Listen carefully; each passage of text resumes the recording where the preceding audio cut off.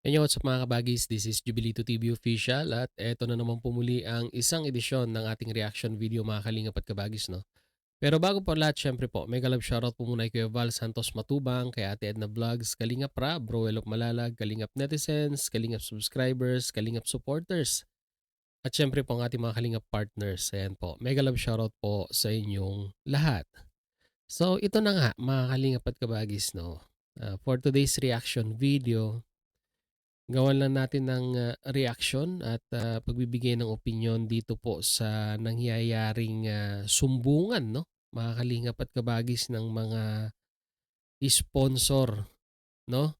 Sumbungan na nagpapadala sila ng pera sa kalingap pero hindi daw po naisasakatuparan yung gustong mangyari doon sa perang ibinigay. At ang nakakalungkot po dito mga kalingap at kabagis, no, yung mga individual na ito ay imbis na iparating yung kanilang concern sa taong pinagpadalhan po nila ng pera sa Team Kalingap, ay doon po sila pumupunta sa mga anti-kalingap at doon po nila inilalatag yung kanilang di umano'y mga resibo para po doon sa mga beneficiaring gusto po nilang tulungan sa Team Kalingap, no.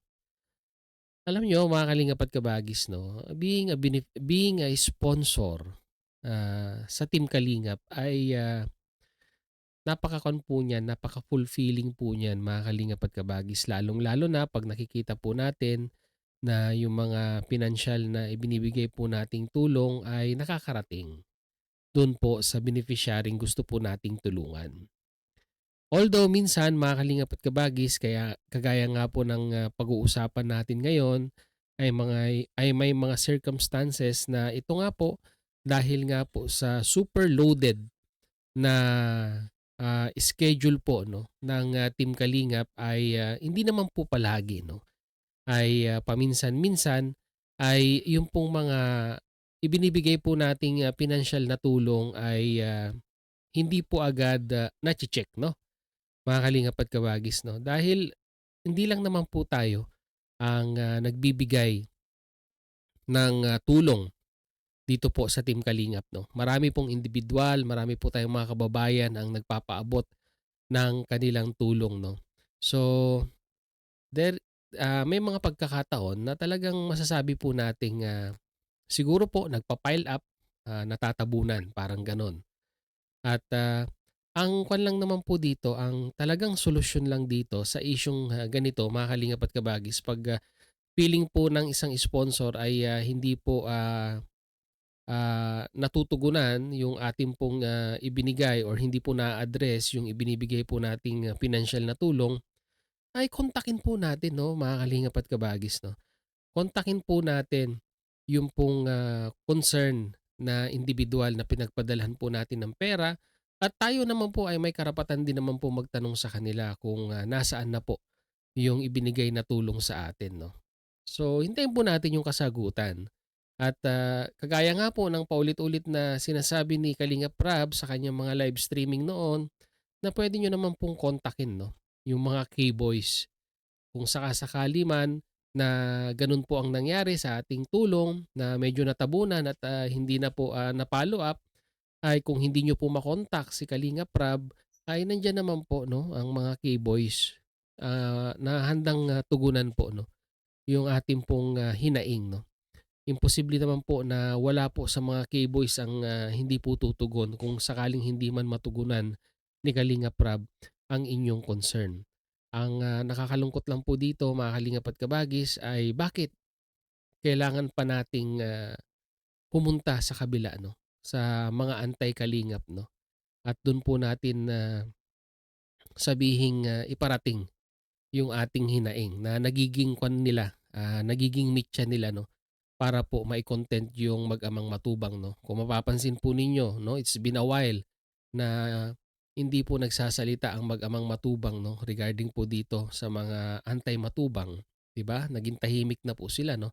So parang ang mangyayari dito ay idaan na lang po, no, sa legal na proseso yung ginagawa po nilang sabihin na nating pagko-question, no, sa programa po ng Kalingap, no. Dahil, sabi nga po wala naman pong mangyayari dito sa social media, puro lang po tayo magiging daldalan dito. So ang aksyon ay, kuwan na po 'no, inilapit na po 'no sa tamang ahensya 'no para po, matugunan yung pong, ginagawa nilang, paninira po 'no sa kalingap 'no. Kaya once again, kung solid ka pong sumusuporta 'no sa Mag-amang Matubang, sa kanilang programa at tayo po ay, nagpapaabot ng, pinansiyal na tulong, 'di ba? Kung talagang, nasa puso po natin 'no yung programa po ng kalingap 'no, bakit kailangan pa nating pumunta sa mga individual na ito at dun tayo magreklamo? Dun natin, inilalatag yung mga resibong di umano'y ipinadala natin para po sa mga benepisyaryeng gusto po nating tulungan. Na kung tutuusin ay mareresolba naman 'yan sa simpleng pag-uusap lamang 'no. Siguro tayo po ay naging mainipin lamang at, gusto po siguro natin agad ay, 'pag tayo po ay, question or, 'di ba, nag-follow up regarding sa ating pinadala, ay gusto po natin agad-agad ay, masasagot po 'no. Sa tingin ko po napaka-imposible po niyan dahil nga po sa dami at, napakaraming, schedule ng Team Kalingap sa kanilang pang-araw-araw na pagtulong ay, siguro po hindi po matutugunan agad-agad 'yan. At, siguro ito, para maging, fair naman po tayo sa mga sponsor na nagbibigay ng tulong 'no, para naman po 'no sa staff or sa team ni Kalingap Rab ay I think mas mabuti na tayo ay kuwan na, magkaroon ng isang dedicated na admin 'no, na mapagkakatiwalaang admin na kung saan siya po ang magiging in charge 'no, sa mga ganitong klaseng, alam niyo na, pagpa-follow up or pagre-response sa mga kababayan po nating nagpapaabot ng tulong para po maiwasan yung mga ganitong, 'di ba, mga ganitong mga kababayan po nating, hindi po natutugunan at, nagiging questionable po yung pagbibigay nila ng pera sa Team Kalingap dahil nga po, ah, bumibilang ng mga ilang buwan or sabihin nating ilang araw bago po, matugunan 'no. So, I think 'no, this will be the best part from the Team Kalingap na ganito po ang gawin nila 'no, na meron pong isang dedicated na staff para lamang po i-monitor, replyan yung pong mga kababayan po nating nagpapadala ng financial na tulong para at least po 'no, updated po sila palagi 'no, doon po sa perang kanilang ibinibigay sa Team Kalingap 'no. At para sa akin ganang sa akin lamang po 'no, mga Kalingap at Kabagis, para din naman po sa Team Kalingap, I think it's about time na rin po 'no. Total ang, Val Santos Matubang, Lingap sa Mahihirap Foundation ay isa na pong recognized, Security and Exchange Commission recognized na institusyon at, foundation na po 'yan.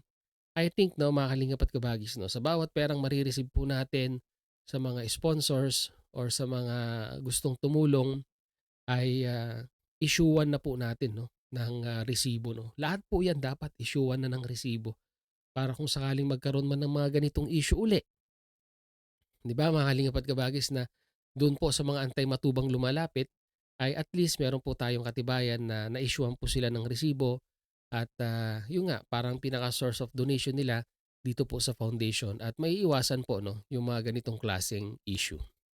So 'yun lang ang masasabi ko dito mga Kalingap at Kabagis 'no. Ang pagtulong po ay, talagang, it is a noble act, ika nga. Pero sa pagtulong din po minsan, ayan po, nai-encounter natin yung mga ganitong bagay-bagay na yun nga po, hindi naman po yan lalaki kung maso-sort out at mapag-uusapan doon po sa nagpadala at doon po sa makakatanggap or sa tumanggap ng pera, 'di ba? Yung transparency pinakaimportante po sa lahat 'yan, and at the same time po 'no, ay, maging kuwan po 'no, maging malinaw both sa receiver at sa nagpadala ng pera yung kuwan nila, yung, agreement nila kung bakit po sila nagbibigay ng tulong dito po sa Team Kalingap. Kayo po mga Kalingap at Kabagis, ano po ang maisa-suggest ninyo para po, maiwasan na yung mga ganitong issue regarding po sa mga perang pinapadala na di umano ay hindi naman daw po napupunta sa beneficiaries 'no? Magbigay po kayo ng suggestion at, ilagay niyo po sa ating comment section mga Kalingap at Kabagis. So yun, hanggang dito lang mga Kalingap at Kabagis. Once again, maraming maraming salamat dahil hanggang sa dulo po ng ating reaction video ngayong araw na ito. ay nasamahan niyo po muli si Jubilito TV Official. At muli po, nagpapaalala po ang inyong host. Sa mga hindi pa po nakasubscribe sa channel, Kuya Val Santos Matubang, Ate Edna Vlog, Kalinga Prab, Ruel of Malalag, subscribe na po natin no, ang ating kanilang mga YouTube channel, and at the same time, muli po, subscribe nyo na rin po. Baka mayroon pa pong naliligaw dyan. Jubilito TV Official. Ganon din po paki-follow and like ang ating official FB page na may title pong Paksa ng Buhay, Aking Gabay, na may red banner pong Jubilito TV Official. So hanggang dito lang mga kalingap at kabagis. Once again, this is Jubilito TV Official, proud member po ng Team Cause at ng Karepa Year 2024. As I always say mga kalingap at kabagis, no? Peace, God first. God bless po. Bye-bye.